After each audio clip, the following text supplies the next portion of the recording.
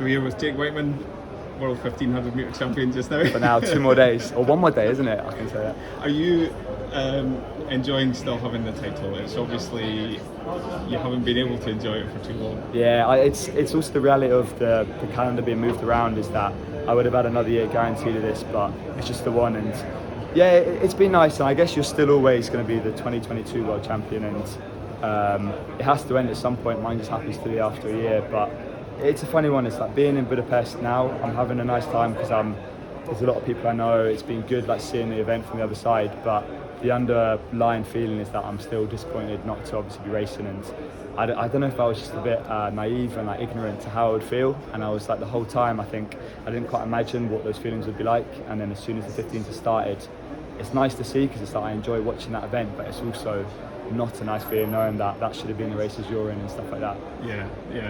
I mean, how has it been on the sort of the other side of the camera? I guess that you're working with BBC and also the World Athletics feed and the broadcasting side of it. It's an opportunity to kind of do other things like that. It's like our careers don't last forever, and I'm 29, so I'm at the towards the tail end of my career. So you have to start thinking about these things. So for me, it was an opportunity to kind of test the water, whether one that I enjoy doing that and I can do a good enough job for other people to potentially want to have me doing that post running career.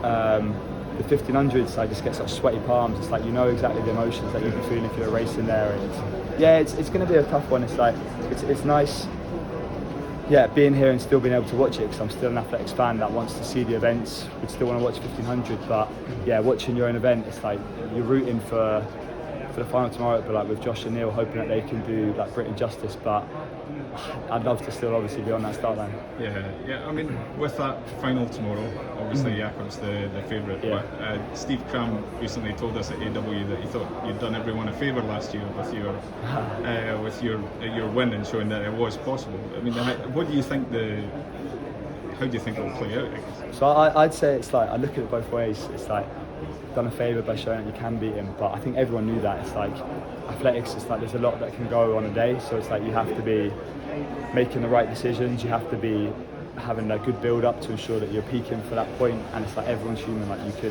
can lose races, and it's like no one is unbeatable, but at the same time it's like by beating him I think he's become a lot better this year at the stuff he wasn't necessarily weak at, or he wasn't as good at, and he was a little bit more vulnerable. So I don't think I've done him a favour in that sense, by he's just moved on another level. But yeah, it's like the way that Josh and Neil have been racing this year, there's every reason why not just like you could potentially beat them, but you have to give it a go. It's like you don't get that many opportunities where you're running as well as they are, so it's like the best you can do is step out on that start line with no fear, like trying to go out and win it. And there's no pacemakers, which is so unique. It's like you could have a pace race for every Diamond League throughout the year, but once it comes to the final of the champs, it's like every man for himself. You have to do all the work yourself, which just changes the dynamic of it completely. Yeah.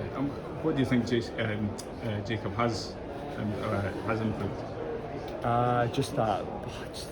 I think there's if you look at breakdown of races, which there's plenty about, his last 100 is just half a second quicker, and it's like that could be the difference between if you do go past him coming past you again, or even just not getting near him in that home straight. And we saw in the semi he kind of, which I think was a mistake to show what you can do. I don't know whether he did it on purpose, got himself boxed in, or he genuinely was just in a bad position, but he closed with such acceleration that I hadn't seen before. But now everyone knows that he can do that, so it's like you've got the chance to go away and eliminate potentially the possibility of that by changing the race. There's 11 other people in the race that he has to worry about who can all do something to impact it and try and disrupt him, so it's not a nice situation to be in for him. Yeah, and we're only a matter of hours away from the women's 15. Yeah. Again, there's a dominant figure in that, but Laura Muir's running very well. Katie Snowden's never been running better. Oh yeah, it's like the semi-final showed. It's like they're running times Laura's running before, but for Katie it's like the chunks you knock off for a championship, and you're in the best shape of your life. It's like you have to go out and just don't be a pedestrian in it. Laura won't, because she's had like medals in the past, and she knows she can do that, and she's always put herself in those positions. And it'd be great to see Katie try and do that as well. I would say beyond Faith, there's like question marks over how tired is Hassan going to be, how banged up is she from the 10k, but there's probably about 8 of them that can be competitive for those medals. And I think the benefit Laura has is that she's gone out and done it in pretty much every champ she's running, so she knows how to race these races, and to use that to advantage. But it'd be great to see Katie as well putting herself in position to try and challenge for them. And it's great having a race where you can't call the outcome. It's like we know that Faith is going to be the heavy favourite. Again, something could happen, but beyond that, if you call the rest of the medals, you'll probably be wrong 99% of the time. And just finally, how are you? When can we expect to see you back in action? Yeah, I'm good. It's been the first year I've ever had since I was like an under 15, where I haven't raced in the summer, and I've taken my time just to get myself right. There was just a long battle against my body throughout this year, so more than anything, however disappointing it was a big relief to be able to kind of not put the time limits on when I needed to back. Like Budapest was always a countdown. It was always, I have this amount of days until I have to be ready to come and race here.